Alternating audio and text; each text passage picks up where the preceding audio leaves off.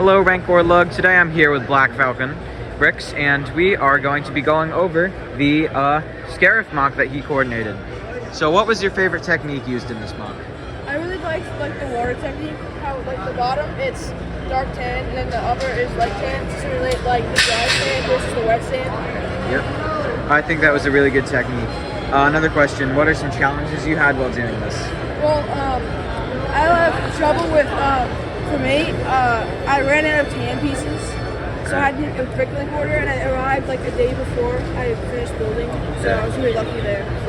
What are some future tips for any collabs that people want to do in the future?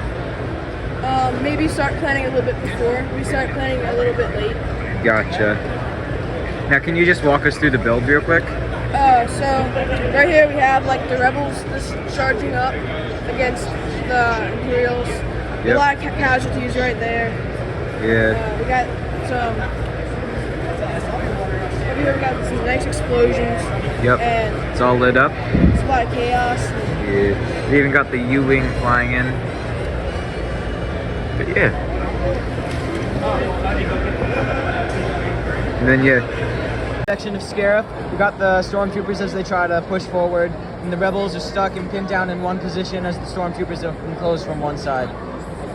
I think it's a really cool mock with some interesting plant techniques. Decided to do this main technique where with a bunch of different leaf pieces all springing out from one base. And yeah, there's a little channel here that the water when it rains sometimes goes through. But yeah, I really love some of the figures, including the Vader's castle, stormtrooper, and yeah. Oh, and these rebel troopers from American Bricks, our sponsor. With layers on layers for his section of Scarif. So what inspired you to do some of this terrain? Well, I knew I wanted to get kind of the beachfront, and I had a pretty limited foliage portfolio, so I kind of just threw some foliage down. My trees were inspired by Isaac's palm trees on Egypt, and then just got some nice tiling here with the water. I used these clear supports for the U-wing, and they're actually really strong. And then for the figures, just got some Rogue One figs. These are all from the U-wing. And then inside the U-wing, you can see I have the pilot in there. And then also included on the inside is the Bisson. You can see him. Yep. And so yeah, it was a pretty simple build, but for how simple it is, I think it came together pretty well. So yeah, what's your favorite figure? My favorite figure is probably the Jin. She is pretty expensive as well. I also really like the Cassian, but a nice little Easter egg is this officer is actually a custom. It's all official parts, but I used it to make Eli Vanto from the Thrawn books. So if you've read those, you know what I'm talking about. Then yeah, I wanted to use the Rogue One Stormtrooper variants. Well, one, I think they look the best, but also it's the most accurate to the scene. And then yeah, I got the black border going down the right side here, and then also in the front. So that looks pretty nice. And I think it also combines well with Isaac's chunk here. Yep. Thank you for letting us interview you. Now it's on for Isaac. With Isaac or Icarus Bricks, and let's just go over your Scarif part real quick. Sure, so this is, this back corner here is mine. I did the Imperial bunker. The reason I didn't do any sand is because it's all on Egypt. So I decided to build this in 24 hours as a challenge. It's going to be up on my YouTube channel on how it came together. And then I managed to get a couple lighting kits here at Brickfair to light it up. Yeah, I think this is some of the best industrial builds I've seen in a while.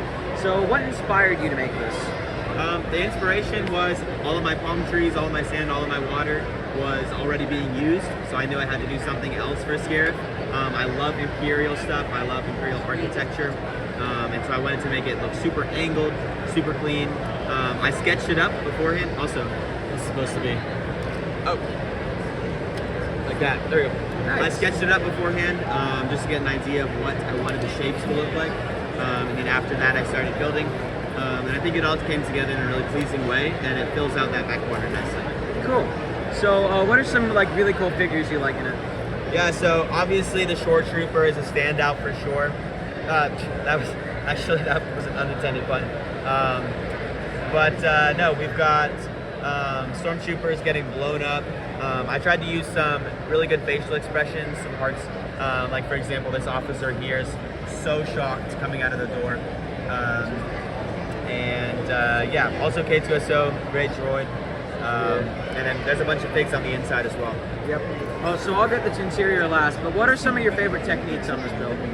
One of my favorites is this one that I invented when I built this, which is the water technique. I used some window panels, which are half a plate tall, and then they fit perfectly into there and they create a really smooth water surface look. As well as that, once we get around to the inside, I have a brand new technique for the flooring, which looks really nice as well. Nice. So what's going on inside? So yeah, on the inside we've got the light on the top, keeping everything nice and bright. For the floor, I decided to use some window frames, and then I filled those in with just plain bricks.